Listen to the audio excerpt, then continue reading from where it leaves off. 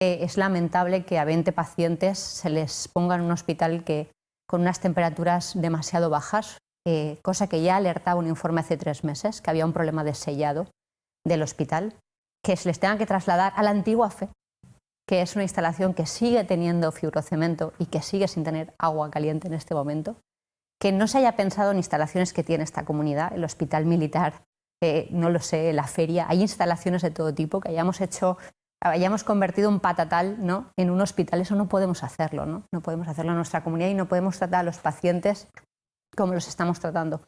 Me preocupa la distancia de Ribó con este asunto porque son sus vecinos los que están en este hospital de campaña.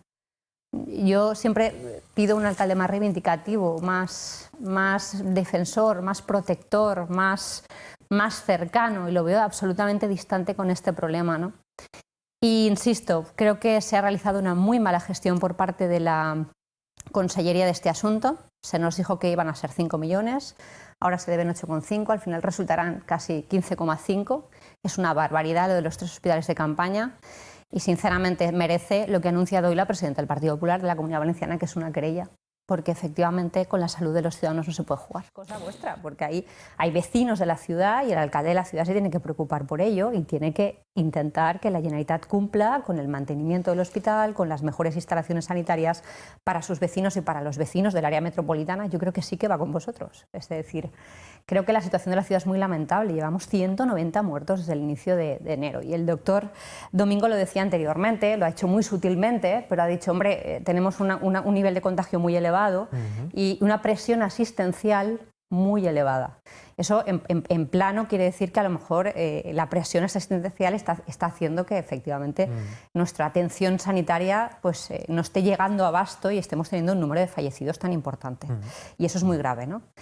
Y después, sobre lo que has comentado, ¿no, Sergi? Perdóname que te diga, es decir, si el problema es el cambio de criterio, es decir, yo lo que creo es que Ribó, que es el Ribó del 5 de enero de la cabalgata de 1.500 personas y el que a la semana siguiente le dice a la gente autoconfínense.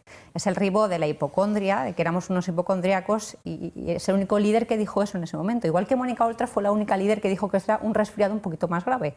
Ni siquiera nadie del PSOE lo dijo, ni ningún líder nacional. No. Solo Ribó dijo que éramos todos unos hipocondríacos y solo Oltra dijo que era un resfriado un pelín más grave.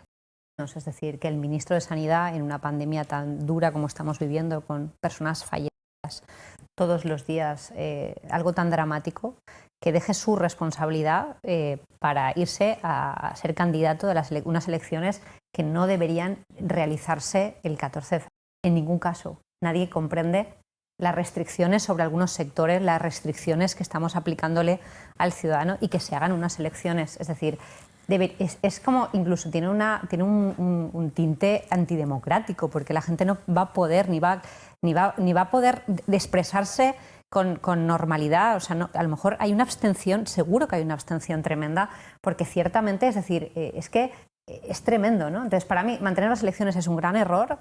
Mandar al ministro de Sanidad de candidato es algo que demuestra que no es un servidor público, es un servidor del Partido Socialista.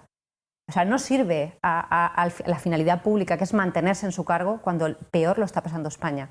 Sirve al Partido Socialista, que le dan buenos datos y por eso lo manda para allá. Punto. No es un servidor público, Borja, no te puedo aceptar esto. ¿Qué es la tercera que recibís en la MT? La tercera. Porque ha habido 3 sentencias que obligan a readmitir a trabajadores a los que habéis expulsado por motivos ideológicos y en las 3 ocasiones se os ha obligado a readmitir o a pagar. Llevamos 300.000 euros en readmisiones e indemnizaciones. Sinceramente, la gestión de la MT, y a todas luces, no es que sea mejorable, es que es desastrosa. Y creo que la labor de la oposición es poner negro sobre blanco e intentar exigir responsabilidades políticas y exigir responsabilidades jurídicas donde las haya. Y no creo que sea sano que desvaloréis la labor de la oposición ni las herramientas democráticas que tenemos para hacerlo.